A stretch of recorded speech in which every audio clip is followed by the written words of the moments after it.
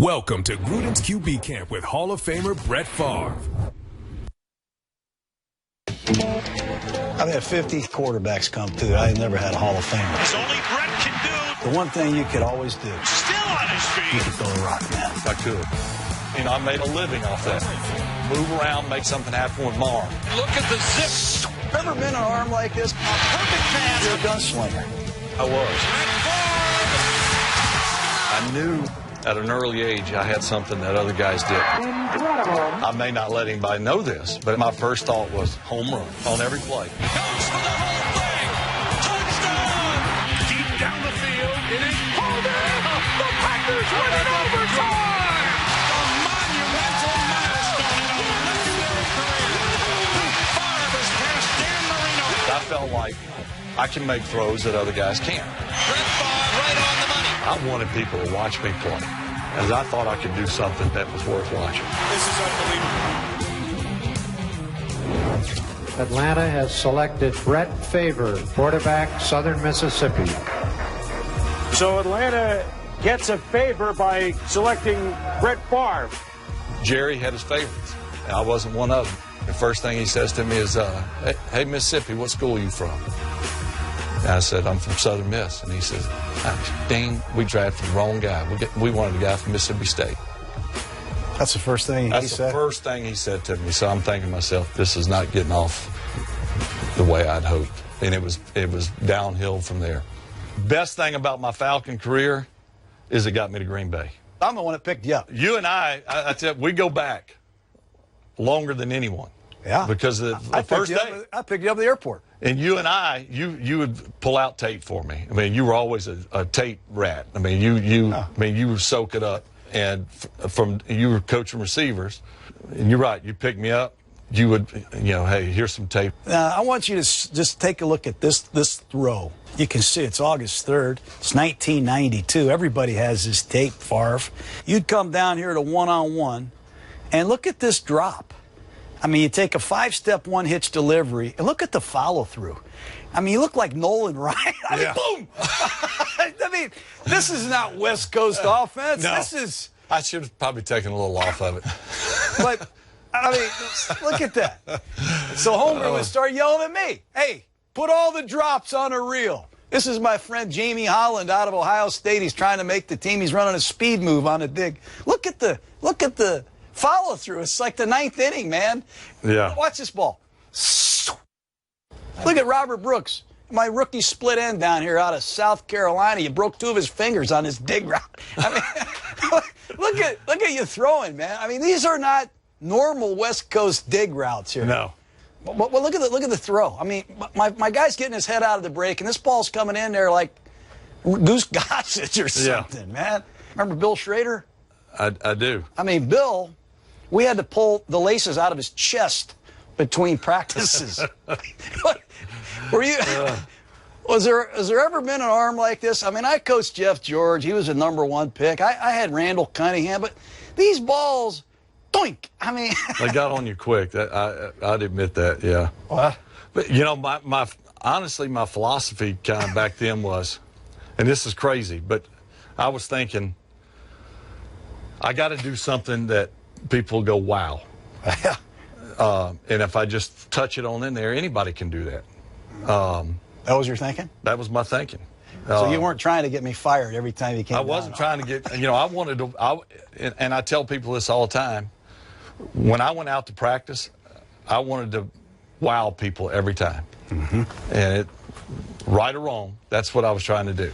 As far back as I can remember, when I went out to practice, every throw that I made, I wanted it to be the best throw you've ever seen. I never took that for granted. Well, the arm strength earlier in your career, while you were learning this system, you knew you had a couple things. You had an arm strength that was unlike anybody else's, right, and you had football instincts. Yeah, and it got me by. Mikowski appears hurt.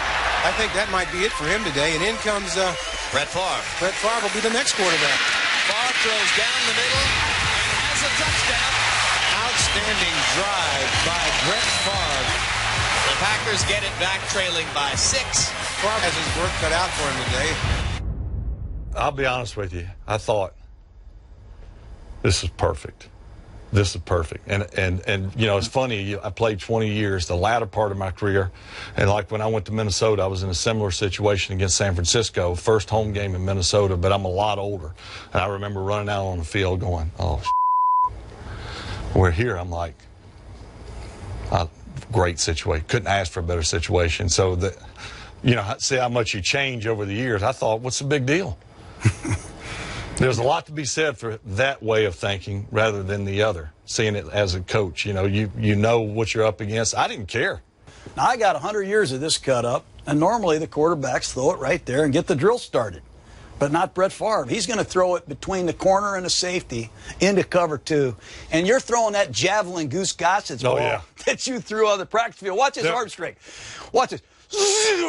It breaks Sterling Sharp's ribs, I think. He goes down. I think he's out now. He's out. He can't finish the game. 19 seconds left. Sorry for the blurry tape, but it is 1992. We called the same play. And they played the same coverage. And you threw it to the same place. The most accurate throw on the day by Brett Favre. If you get any air into the ball, the safety comes over and breaks the play up. And he knew that he pulled the trigger on that one. You froze this on a rope, didn't you? I did. Huh? I did. Kendrick Taylor. Remember this? I knew when I looked at that safety. You know, I was thinking in my mind, he hadn't seen an arm like this. A safety's probably thinking they won't even attempt this throw. And Ty Detmer is funny because, like in meetings the next week, he's like, "Why would you make that throw?" And I said, "Because I can." So he said. Well, he was like, I said, "You wouldn't?" He goes, "No, I know my limitations." Maybe there were times I probably should have known my limitations, but I felt like there was nothing I couldn't get in there.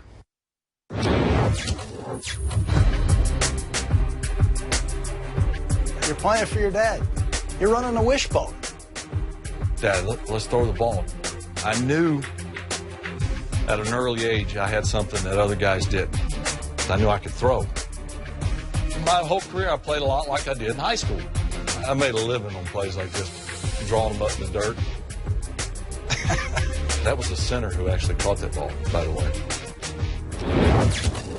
While we're talking about arm strength in your early years, just instincts, Brett. Just instincts of playing football, playing quarterback. West right, F left, fake 93, QB keep right.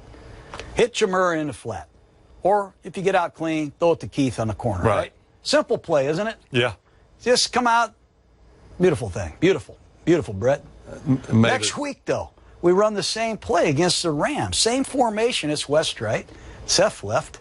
It's fake 93, keep right. I mean, throw it away. Throw it away. Kick the field goal. Or reverse your field, switch hands with the ball, make 4 guys miss, and to your left, throw a ball into a crowd for 6. But the instincts that you play with, I don't know if it's instincts or guts or courage or gunslinging. What is it about? I think part of it is instincts. You know, we go back to the first tape that you put up, high school. We didn't have a design play really. It was that. I mean, that's not designed. Mm-hmm. You know, that play should have been over long before. And yeah, did it get me in trouble sometimes? You know, but most times it ended up like that. Mm-hmm. You know, or I wouldn't have played 20 years. And I think part of it is instincts. I think part of it is this determination that, yeah, it can get you in trouble, but that nothing's going to stop me. But when you're sitting in the chair and we're installing the game plan, how does Brett Favre see the game? I mean, there's a million plays, and there's progressions. There's concepts like Fox 2 XY hook. I want to know how you sit in your chair and saw the game. I coached Fox 2 XY hook for 17 years. I have cut-ups of Andy Reid, Holmgren, all these coaches running Fox 2 XY hook. The ball is designed to get to the tight end. Correct. I mean, I want to fake it in there and hit the tight end on a quick hook. And if he's not open, let's throw it to the X on the backside. And then if you need a check down, we'll have the halfback and the fullback separation underneath will be nice for a check down, and that's an alert over there. You see that? And that made perfect sense to me, John. I understood it, and you know what? Of course, I hundreds and hundreds and hundreds of yards in production on that play, and I hit everybody. But my first thought was, on any play with my arm strength, I may not let anybody know this, but my first thought was home run. On every play? On every play, if it's built in, because I felt like I can make throws that other guys can't. So I'm going to look at that first. This is absolutely where Brett Favre is at his best. Favre steps up, Shapiro. And the Green Bay Packers will spend their final timeout. They need a win to stay alive. Brett, I'm standing on the sidelines. This is the situation we're going up against the Atlanta Falcons, who let you go. I know you want to kick their ass. Yeah. Mike is standing there. I'm standing next to him. He says, we win this game. We win the division. We win the playoffs. We go to the playoffs. And we all get $8,500. I'm buying a new screened-in porch on my house. I got to have this game. I don't know about you. I got to have the $8,500. He says, south, right, 72 zebra shallow cross. This is what he said. He says, Brett, throw the post to Robert Brooks. If he's not open, throw it away. We'll kick the field goal. We'll go to overtime. Do not scramble. Don't scramble. He didn't say it 4 times. He said it 5 times. You're running out to the huddle. He says, do not scramble. And you're like, got it. We got no timeouts left. Right. We're going to kick the field goal. Throw the post to Brooks down here at the bottom of the screen. Don't do what? Throw it away. Yeah. Or don't do what, though? Don't what, run. Brett? Don't run. Favre to throw. Brett Favre. Touchdown, Green Bay.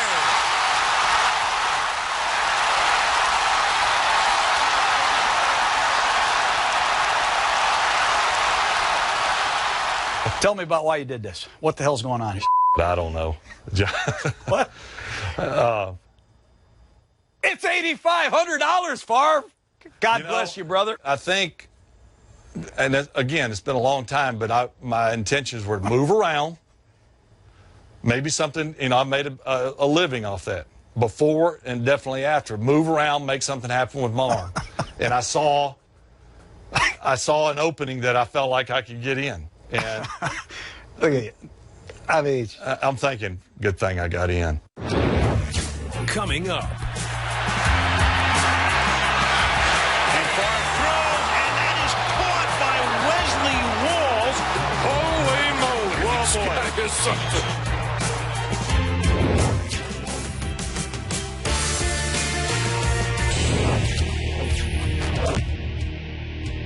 he led by example. He led by making plays at critical times. And he just was the toughest guy, physically and mentally. You had to respect him.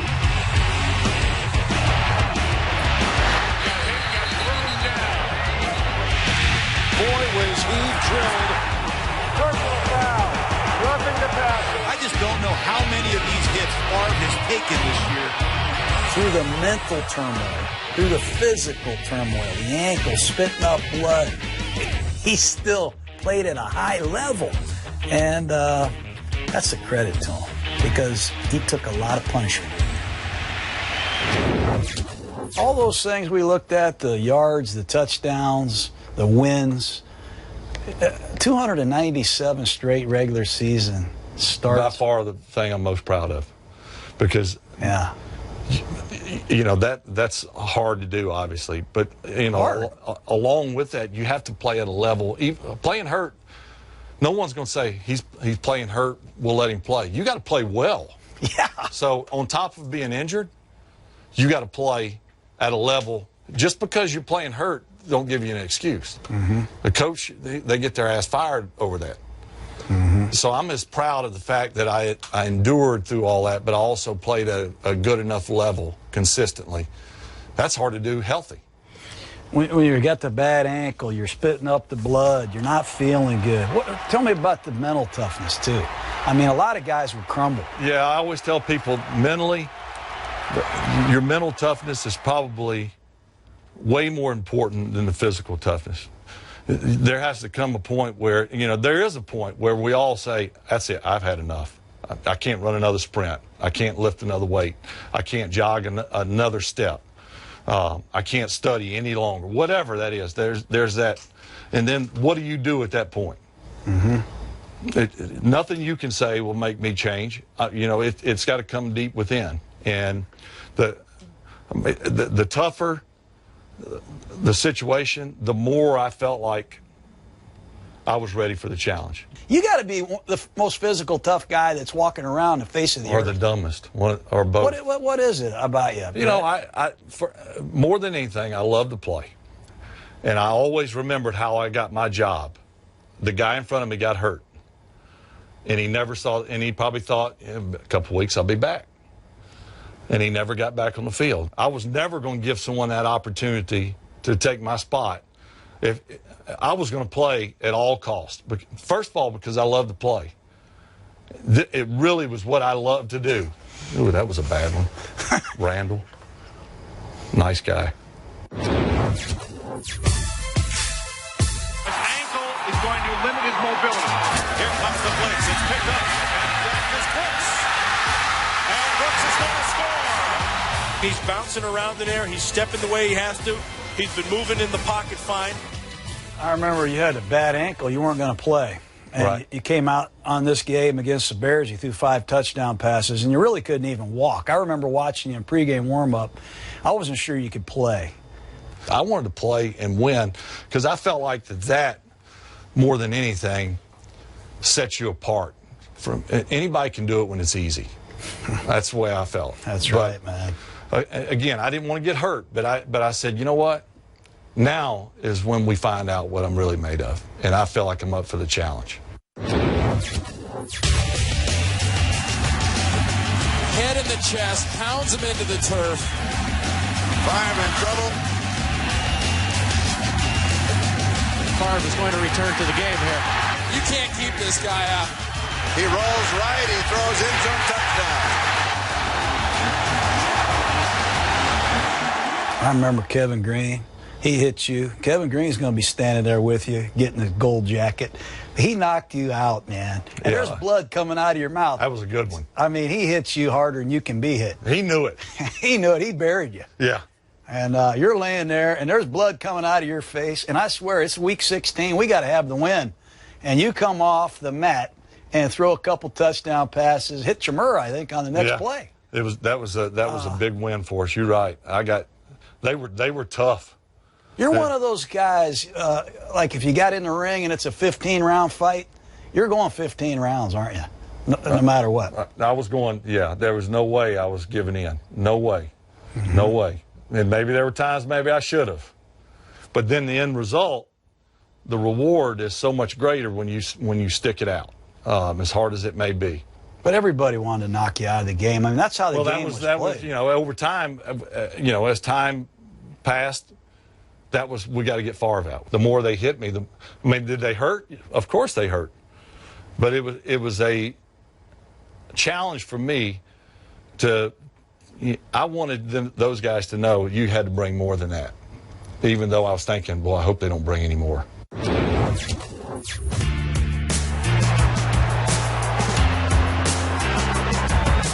The most difficult start of Brett Favre's illustrious career.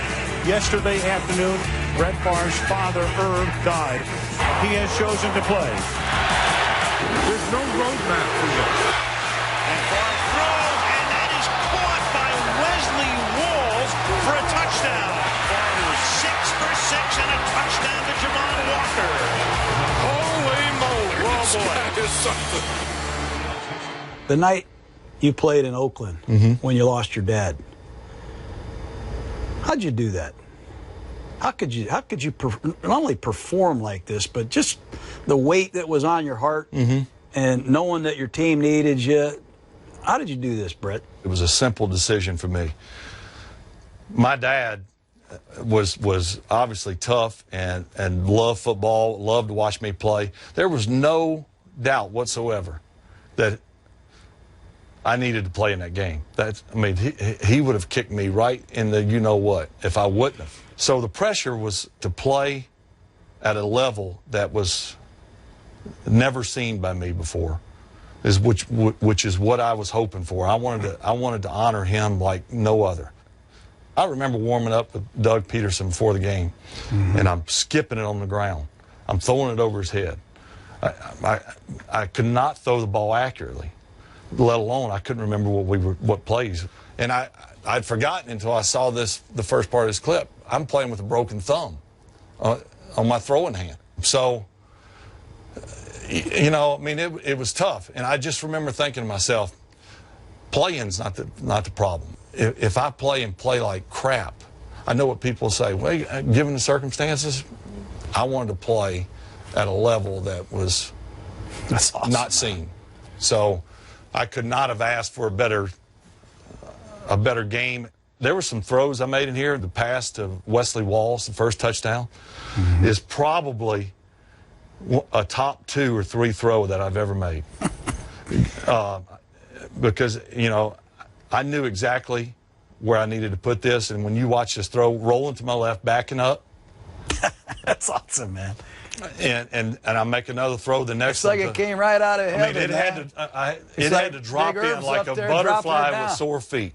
It had to drop in like that. Like a what? A butterfly with sore feet. It had to come in just as gingerly.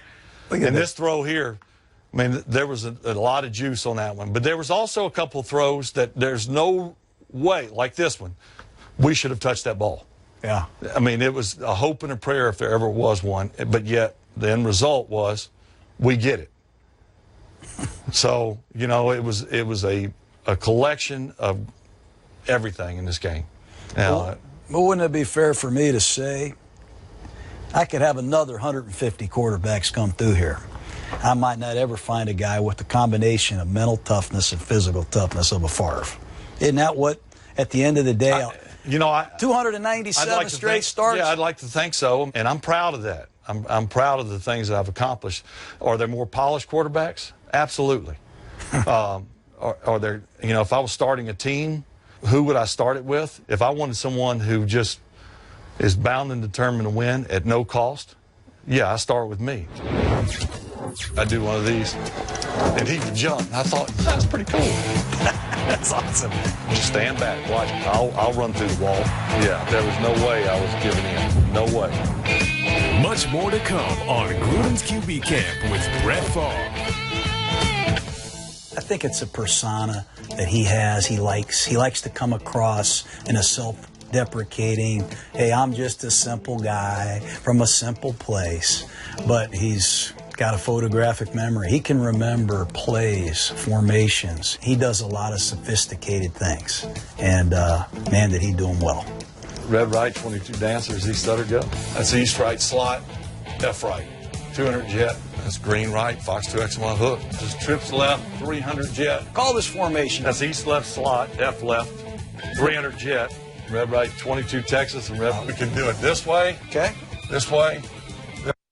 Perfect. Tight end's got a hook. Brown right, A right, 2 jet flanker. Look at that hole. Solo right, past 66T, Z post against Chicago. And if I had a new guy in there, I would do that. That was a signal. Fox 2 XY hook. That was a signal for Fox. Like a beautiful, beautiful woman.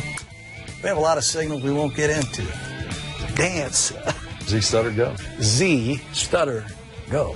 What about this? Red right nasty, C left. What? Never forget. Solo right, 200 jet, sluggo. It's going to work. Just trust me. Red left switch, tight close, Z right, sprint right G, U corner, halfback flat. Love that. 93 a week. Just hand the ball off like you normally would. Well, then later in your career, what were you doing? I mean, you'd hand the ball off to Mon Green, and you'd be faking passes. You'd jump passes. Yeah. What the hell were you doing? Well, initially, it was a boredom in practice. After about 12, 15 years, I'd go, just to hand off was like this. It was like getting your teeth pulled. It was like, oh. So I was like, I would always try to, I said, I'm going to see if I can get Gabir Bajabiamila to jump. So, I'd do one of these, and he would jump. And I thought, that's pretty cool. Let me see if I can get the other guy to jump. So I'd hand off and I'd do this, and yeah, I would do like that. And I said, okay. We're calling a running play. This is I write 93 week. Hand him the ball. Correct. And we're tagging it with Z now. He's going to run a bullet slant. This is a running play. Yeah, this wasn't, we never tagged this. This was, yeah, just tell me how you started doing this, man. I started seeing in practice, I'm like, without changing the play, and it took some time to kind of, you start seeing things a little differently. I'd get up there, you know, and it's a run play, and I got nothing to think about. Just hand it off. Not only was I kind of bored with the handoffs and all, I was trying to be creative and spice it up, but I thought to myself, damn, that guy's wide open. Now, if I changed it to a hitch or something, maybe it works, but maybe this guy comes up. Maybe this guy now all of a sudden, now the play's not as good. So why not just do nothing? So in practice, I was like, hey, if the run's away from you, and just no matter what, just run a little one-step slant. We called it a look. So would you look at that guy? I mean, I'd kind of walk up, you know, I'd do one of these, and I'd say, I got it. So I'd say, I'm throwing it. And I wouldn't look no more. You were trusting. I wouldn't be like, I'd do that if I wasn't going there. But so I started in practice. I said, Coach, Mike Sherman, it had to work. So I wasn't going to say, Mike, I'm going to do this in the game. I said to myself, I'm going to do it and show him that it works before I ask. Because if you ask permission, all these old coaches, they're like, oh, we're going to do it the way it's supposed to be done. And I knew that. So in practice, I would tell our guys, if you're opposite the run, you run a one-step. And if I had a new guy in there, I would do that. That was a signal. So I'd just walk up. I'd do that. And if to say the corner was inside, I would just do this, just to smoke. So and Donald Driver was impossible to tackle. Let me ask you this. I'm watching this Seattle game. You make the black over call to hand the ball to Amon Green to your left. And there's 27. I think that's Babineau. He's just playing strong safety. And you pick this thing up in Seattle and throw it right over his head. And Driver makes the safety. This is a running play, isn't it? Yeah, it's a running play. I remember that play. On the sideline, I saw Babineau. We ran this formation over and over and over again. And I wouldn't do it at first. So when I would hand off, I kept watching him. And I knew, and if you look closely, I look out here and throw in there. So I kind of do this. On a running play. On a running play. I mean, this is a 61-yard touchdown pass. This is one of your 508. I don't know. Look at you. But we on the sideline, I kept telling Donald, I said, Donald, just keep running the little slant. And after a while, they'll be like, he ain't throwing that. He ain't throwing that. He ain't throwing that. And sure enough. It's unbelievable. Are you the first guy to do this? I don't know. I know. Did you steal it from anybody? I know you watched. No, I never stole it from anyone. It was from boredom. Antonio Freeman starts in on a slant, and then he stops, and then he just turned and went. It's a 2-minute drill right before the end of the game. You're going double wing left, Q8, and Antonio Freeman, instead of running the option, he runs a double move. Was that a Favre improvised play, or was that a game plan? Right before this play, I think there was this 2-minute warning, but we tried to get the play off, and I called Q8, Q8, Q8. Well, hell, they know Q8. I gave it the signal and did all the stuff. Time, 2-minute warning. So we huddle up. We keep the play on. And I said, hopefully they saw it, Antonio. I said, so when I get up to the line up here, I'm going to signal to it again. Q8, Q8, I was going to be really, and I'm thinking to myself, they're not going to fall for this, really. So they know Q8, and it's never over the top. So I said, just run a little sluggo.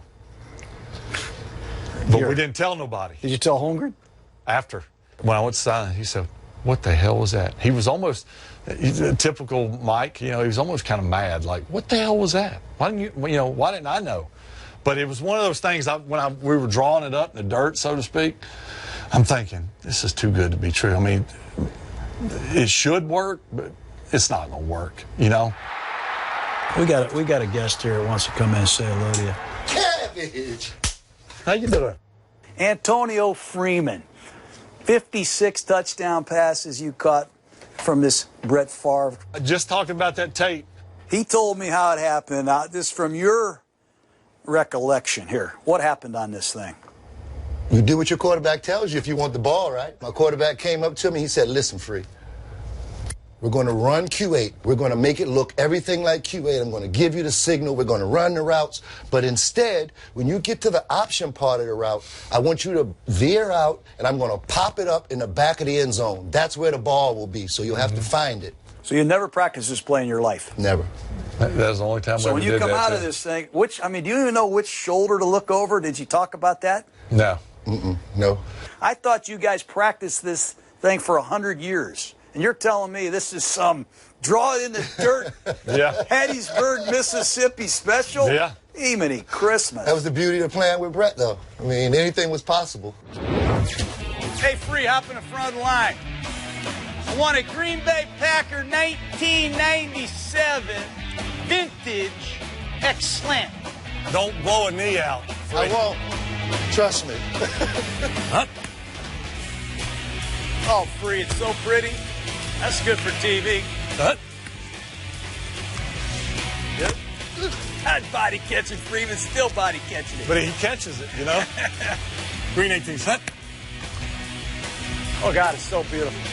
Dude, he still got it. I love it. I love it.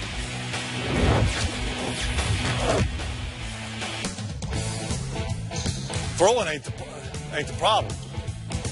I don't want to get hit.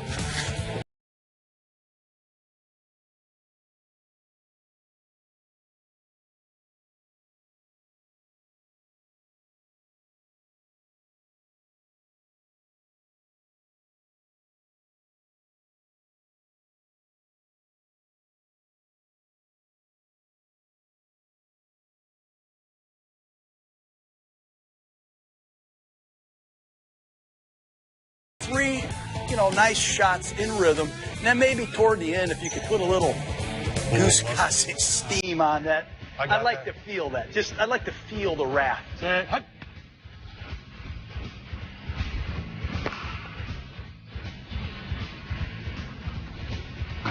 Hard work on three. 1, 2, 3. Hard work.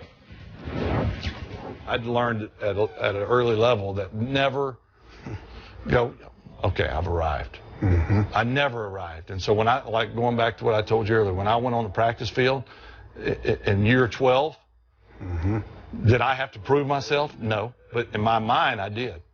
I always went into training camp thinking they're trying to replace me. Now, that may sound crazy to a lot of people, but I said, I'm going to make throws today in my 12th year, my 15th year, my 20th year. Man. My first practice in Minnesota, we practiced indoors, and we called Fox 2X on my hook, and it's cover 3. And I hit Sidney Rice on a rope on the post. Why? Did I have to do that to make the team? No. But in my mind, I said, I'm going to kind of set the record straight right from the get-go. I don't give a damn if I'm in my 20th year or my first year. I can play. And I'm always proving myself. I didn't have to do that. That's awesome, man. But that was my mentality.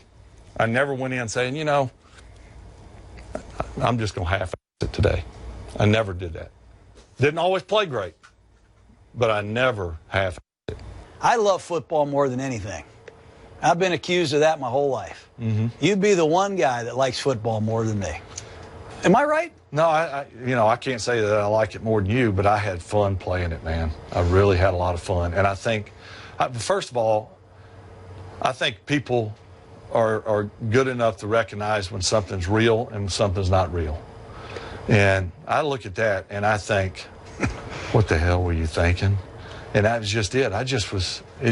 Everything was just spontaneous. I mean, I love to play and love to compete, and I love to do it with my teammates. And I didn't care if I threw a touchdown or if Darrell Thompson ran one in, or Edgar Bennett ran one in, or Amon Green, or Adrian Peterson. It was fun. It was fun. You made it fun for everybody. I mean, the trainers, Pepper Burris. I mean, there was laughter is something that I don't take lightly. It's a tough business. There's a lot of pressure, but having a laugh with everybody in the organization, I mean, that's what I remember you being really good at. Yeah, you know, John, when I was playing, as I look back, there was a time I looked back and I thought, I wonder if people thought I didn't take it seriously enough. And for a brief moment, that bothered me, for a brief moment, because you can get the wrong impression. No one wanted to win more than I, and no one took it harder in losing than I. So I never wanted people to say, he's not in it 100%. That right there, to me is what, when I think of my career, that's what I think about right there. Not the arm strength. Yeah, it was great, some of the plays I made, but it was celebrating and fighting in the trenches and loving your teammates is what it's all about. Isn't that a big reason why you kept playing? I mean, you just kept coming back. It's the only reason. I'd love to sit here and say that it was because I wanted to win a Super Bowl. Yeah, who wouldn't? I'd love to have won another one. But when asked if I missed the game, I don't miss the game. I miss, jumping on the guys. I miss, the things that you would not think of as something worth missing. That's what I miss. And that's something that you can never replace. Look at you right here. I mean, you're getting your ass knocked off and you're smiling. I mean, we don't have a lot of people like this anymore. I mean, as a broadcaster, I miss watching you play. I think the biggest, John, compliment that I've gotten and continue to get is I really like watching you play because you look like you had a lot of fun. Yeah. I get a kick out of people really appreciating the fact that he just was real. I mean, that dude had a blast. Yeah, not everybody likes Brett Favre. I get that. That's fine. You can't disregard the passion and love for the game. I used to think to myself on the way home from work, I'd say, can you believe they pay us for this? And that much? Wow. I'm not going to tell them, but I'd do it for $50. Yeah, I mean, that was my mentality. So, and I think it showed. Still to come on Gruden's QB Camp with Brett Favre. How about when you had to go back to Lambeau, man? I think I'm going to throw up.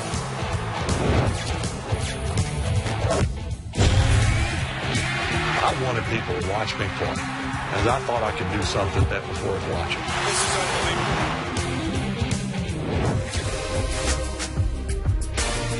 He's more than a quarterback. Brett Favre is a football player. Favre back to throw his first one. Going deep. Has a man open. Andre Rison does the dance in, and Favre got settled down in a hurry. Antonio Freeman, they're not going to catch him. Touchdown, Green Bay, as the Packers recapture the lead. Here's Favre. Touchdown. The greatest moment of your life. You'll never forget it. They could never take it away. Holmgren was the best head coach I've ever had, and he was at the right time. He was extremely tough. I remember my grandmother, God rest her soul, she told me one time, she said, Holmgren looks like such a nice man. And I said, well, he can be. But what you didn't see, he was a chewer. Yeah, he was good at it, man. And there were times I'd make a throw, it was complete, and he would say, and I know Bill Walsh, because he told me this later, that Bill Walsh would chew his ass. He said, I want you to go tell Montana I want it 1 foot in front of the number. So, Homer's telling me the story, and I'm like, you go tell Montana. Yeah. It was like right here. We're not talking about all that much, but that's the way Mike was with me. And, I'm thinking, what the hell? Mm-hmm. But then later on, I found myself as a player in the latter part of my career sort of coaching the guys that way. If we're going to be good, we got to do it right.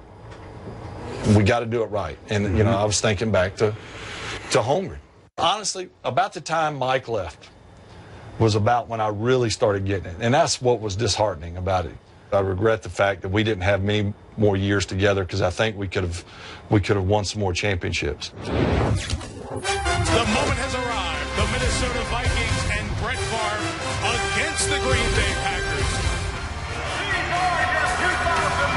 The leading up to the game, I was a basket case. This is an emotional time, and Brett Favre is very excited. I can hardly speak myself.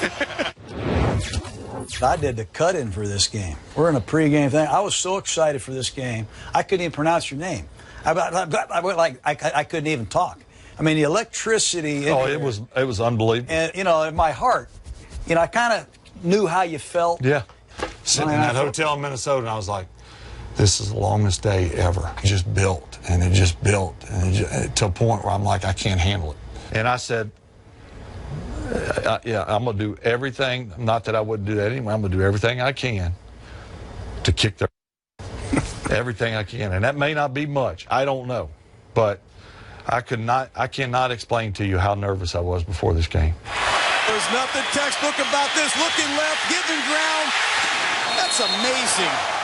Not that I needed to prove myself, but I thought, aha moment. And I didn't rub it in with anybody. I tried to handle myself with as much class as I could, and restrain myself. But yeah, it was satisfaction for sure.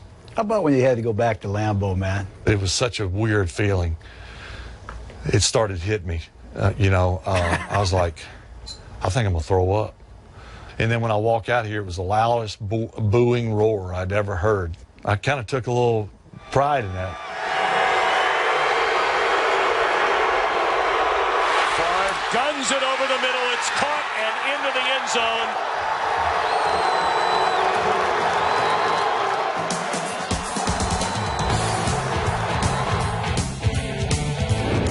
Coming up. Brett Favre!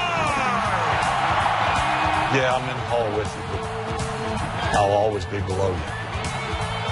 They're here, I'm here. That's just the way it is. Brett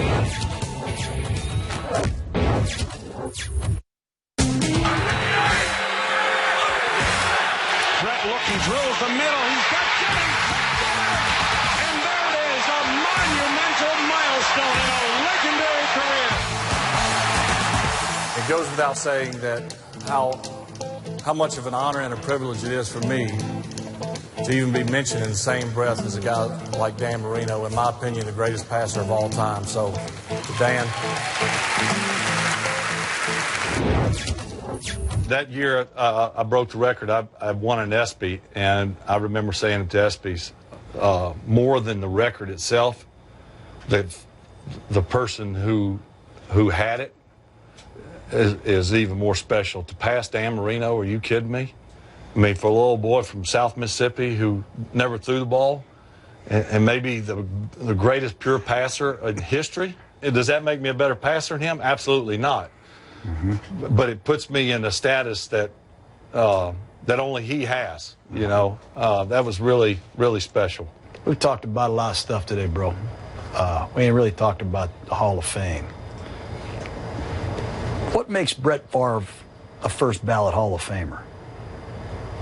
I think first and foremost, there is a large body of work, which is a good thing, because if you're bad, there's not a large body of work. You're out pretty quickly. So the fact that I've played a long time means that I've played fairly well. But the fact that I was involved with so many wins, and the durability, and I think the passion, I think whether you're a fan or not, I don't think you can question, you gotta love to play the game. And if, that's not why we put someone in the Hall of Fame, but it sure helps. What's that going to be like when you see a lot of the other Packer Hall of Famers? I mean, it's such a great tradition. I'm well aware of what a guy like Jim Taylor and Paul Hornung and Bart Starr and Willie Davis, and I mean, I can go on what these guys have accomplished. But I find it hard, and not only Packers, but my all-time favorite player was Roger Staubach. I'm still in awe of what he's done. And you would think that would kind of, now you're one of them. I don't look at myself as like that. They're here, I'm here. That's just the way it is. I mean, I can't be Roger Staubach, man, the greatest improviser of all time, my hero. How can you say that I'm an equal to him? And the same goes for these Packer greats. I'm honored beyond belief. And still pinch myself and again, are you kidding me? But There's no way I could ever say I'm the same level as Roger Staubach or Bart Starr. You know, I just, and even after this will be over, I know it says that. Yeah. I think what that says is the respect I have for those guys. Yeah, I'm in the hall with you, but I'll always be below you. Is a good thing. Ladies and gentlemen, at quarterback from Southern Mississippi, number 4, Brett Favre.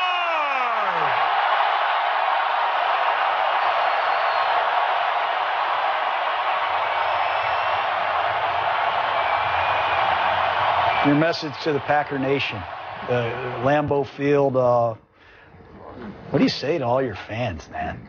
I always tell people, I hope I was as fun to watch as it was to play for you, because there was a mutual respect, and we were in it together. And I wanted everyone to know that.